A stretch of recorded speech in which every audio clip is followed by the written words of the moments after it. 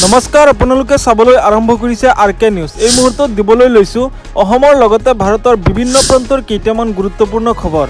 আজিৰ প্ৰথমটো খবৰ হৈছে মুখ্যমন্ত্ৰী হিমন্ত বিশ্ব শৰ্মাক জেলত ভৰোৱাৰ হুংকাৰ দিছে।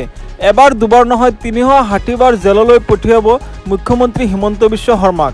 হিমন্ত বিশ্ব শৰ্মাই ক্ষমতাৰ অপব্যৱহাৰ কৰি বিৰোধী দলৰ নেতাসকলক জেলত ভৰাইছে।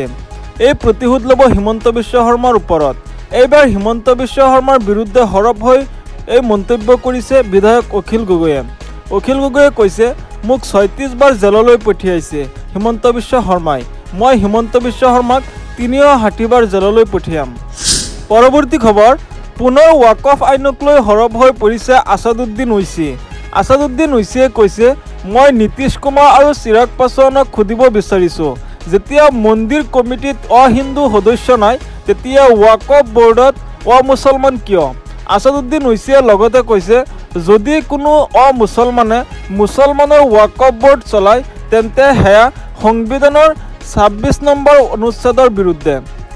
আন এটা খবৰ, মুখ্যমন্ত্ৰী হিমন্ত বিশ্ব শৰ্মা আৰু ভূপেন বৰা সকলো সুবিধাবাদী। এইবাৰ হিমন্ত বিশ্ব শৰ্মা আৰু ভূপেন বৰাক লৈ সৰব হৈ পৰিছে বিধায়ক অখিল গগৈ। অখিল গগৈয়ে কৈছে, হিমন্ত বিশ্ব শৰ্মা আৰু ভূপেন বৰা সকলো সুবিধাবাদী। কেতিয়াবা ভূপেন বৰা মুখ্যমন্ত্ৰীক কংগ্ৰেছলৈ মাতে, কেতিয়াবা মুখ্যমন্ত্ৰীয়ে ভূপেন বৰাক বিজেপিলৈ মাতে।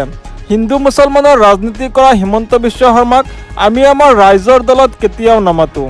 হিমন্ত বিশ্ব শৰ্মা আৰু ভূপেন বৰাৰ সন্দৰ্ভত অখিল গগৈৰ এই মন্তব্য। অখিল গগৈয়ে কৈছে, বিজেপি মুছলমানৰ শত্ৰু। বিজেপিয়ে কেতিয়াও মুছলমানৰ ভালৰ বাবে কাম নকৰে। পৰৱৰ্তী খবৰ, পাকিস্তানক সমৰ্থন কৰি পুনৰ গ্ৰেপ্তাৰ হৈছে চিৰাঙৰ আশ্ৰাফুল ইছলাম নামৰ এজন যুৱক। কিছুদিনৰ পৰা পাকিস্তানক সমৰ্থনকাৰীক গ্ৰেপ্তাৰ কৰিছে আৰক্ষীয়ে। তাৰ পাছতো কিছুমানে মুকলিকৈ পাকিস্তানক সমৰ্থন কৰি ছ'চিয়েল মিডিয়াত পোষ্ট কৰা পৰিলক্ষিত হৈছে। পেহেলগামৰ ঘটনাৰ পাছতেই অসমত যোনেই পাকিস্তানক সমৰ্থন কৰি যিকোনো কথা লিখিব তেওঁকেই গ্ৰেপ্তাৰ কৰা হ'ব বুলি হিমন্ত বিশ্ব শৰ্মাই হুংকাৰ দিয়াৰ পাছতো কিছুমানে এই কাম কৰি গৈছে। এজন দুজনকৈ প্ৰায় ৩৯জন লোকক এতিয়ালৈকে গ্ৰেপ্তাৰ কৰা হৈছে। এনেধৰণৰ খবৰ নিতৌ পাবলৈ চেনেলটো ছাবস্ক্ৰাইব কৰি ভিডিঅ'টোত এটা লাইক কৰি দিব। ধন্যবাদ।